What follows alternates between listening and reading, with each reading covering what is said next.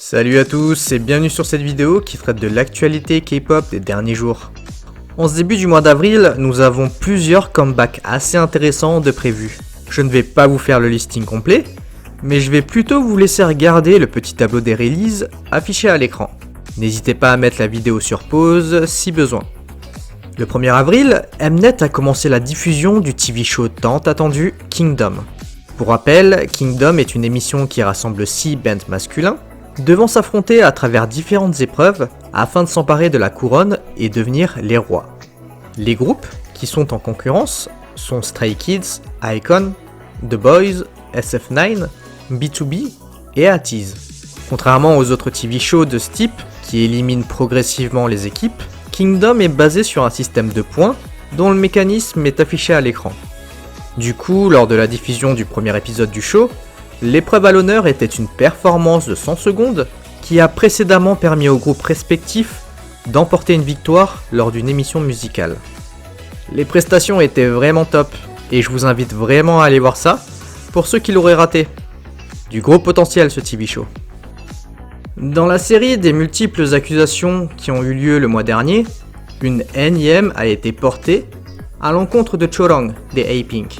Je sais que certains d'entre vous en ont assez avec ces histoires d'accusations, je vais donc résumer rapidement la situation, juste pour que vous soyez au courant des faits.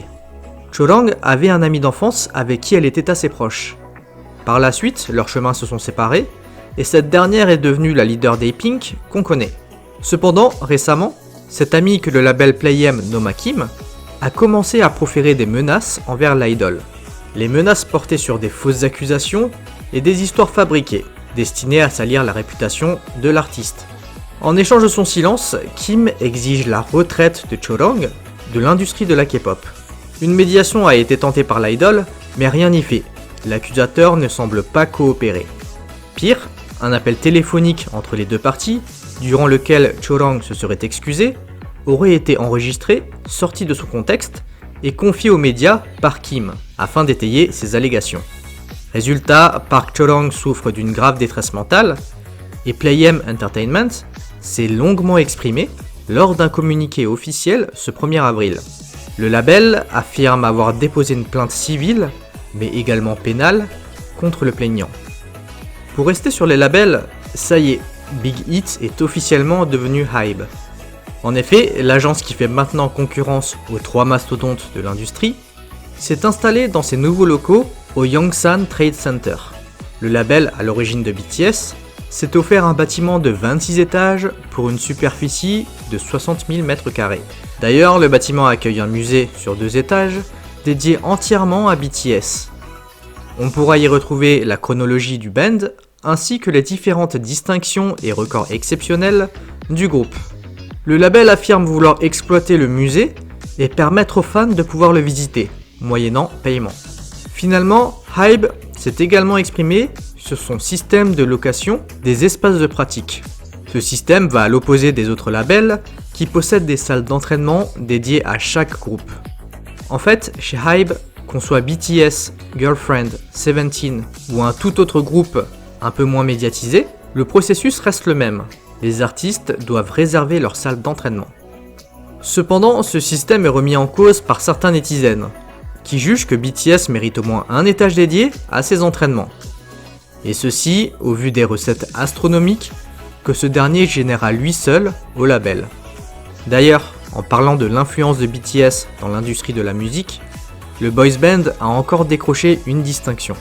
En effet, ce 31 mars, la British Phonographic Industry a officiellement annoncé les nominés des Brit Awards 2021. Et dans la catégorie International Group, nous retrouvons BTS. C'est la première fois dans l'histoire qu'un groupe K-pop est ainsi nommé aux Awards britanniques. Si tous les Blinks attendaient impatiemment le drama Snowdrop, dans lequel devait s'illustrer Jisoo, ce dernier risque de ne jamais se montrer. C'est assez complexe comme situation, mais attendez, je vais vous résumer tout le scandale autour de la série. Tout a commencé avec Joseon Exorcist, un drama qui a été stoppé après 2 épisodes seulement de diffusion. Pour cause, la série dépeignait l'histoire de la Corée de manière déformée, qui allait à l'encontre des faits historiques réels. De plus, une forte influence chinoise était retrouvée sur certaines scènes. Du coup, avec l'arrivée prochaine de Snowdrop sur les antennes, le drama, qui est aussi basé sur une trame historique, a été passé au peigne fin afin de ne pas réitérer les mêmes erreurs. Alors que le drama n'est pas encore sorti, des éléments du scénario ont été révélés, et ces derniers, comme vous vous en doutez, n'ont pas conforté l'opinion publique. En fait, la série prend place à Séoul en 1987. Cette année est un sujet assez sensible, car un soulèvement démocratique eut lieu dans le pays. Des manifestations étudiantes sont survenues, et de nombreuses personnes ont perdu la vie après avoir été torturées à tort. Le NIS, autrement dit le service des renseignements nationaux, aurait fait passer des étudiants innocents pour des espions nord-coréens, afin de les exécuter. Le problème est que le drama ne semble pas respecter la vérité historique, et pourrait probablement faire passer le NIS comme une organisation saine et juste. Autre problème, le personnage principal serait un espion nord-coréen, qui, par un concours de circonstances, serait blessé et soigné par Jisoo, sur un campus étudiant. Ce qui donnerait en quelque sorte raison aux fausses accusations d'espions coréens du NIS pour exécuter les étudiants innocents. Du coup, une pétition signée plus de 96 000 fois a été montée à l'encontre du drama.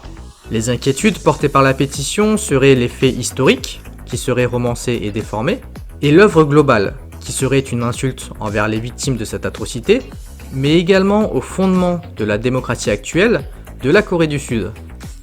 Les Coréens ayant conscience que la production risque d'être visionnée massivement à l'étranger, puisque Jisoo y tient le premier rôle, ces derniers ne veulent pas que les faits historiques soient connus de l'audience étrangère à travers le prisme de ce drama, qui serait mensonger. Et les K-Blinks ont massivement participé à la tentative d'annulation du drama. En fait, ces derniers redoutent que le drama puisse nuire à l'image des acteurs y ayant participé, et incidemment à Jisoo. Cependant, les Blinks étrangers ne partagent pas ce point de vue. En effet, ces derniers considèrent que les fans coréens ont été trop loin, et sont en train de ruiner le dur travail de Jisoo. Les fans étrangers déplorent ainsi combien les fans locaux sont impliqués dans le boycott de l'artiste, qu'ils sont néanmoins censés soutenir. En fait, certains soupçonnent même les K-Blinks d'être à l'origine de tout ce scandale autour du drama. L'incompréhension règne étant donné que le drama est par définition une fiction et non un documentaire. Face à ces réactions, les Coréens n'y sont pas allés de main morte non plus, et ont notamment critiqué le fait que les étrangers n'y connaissent rien à l'histoire coréenne, mais se permettent de réagir. D'autres implorent les étrangers de se taire, et finalement certains demandent simplement aux étrangers de s'en aller, car la Corée n'est pas leur pays. Les fans étrangers, eux, finissent par se plaindre de l'hypocrisie des Coréens, qui interdisent ces derniers de s'exprimer lorsqu'il s'agit d'artistes coréens, alors que la majorité des revenus générés par l'industrie de la K-pop provient des fans étrangers. Des gros sujets cette semaine encore. Et vous, qu'est-ce que vous en pensez ? Bon, comme d'habitude, likez la vidéo, abonnez-vous et activez la cloche si je vous ai appris quelque chose. N'oubliez pas de venir sur Instagram ainsi que sur Facebook, je suis assez actif là-bas. Allez, on se dit à toutes et bye bye.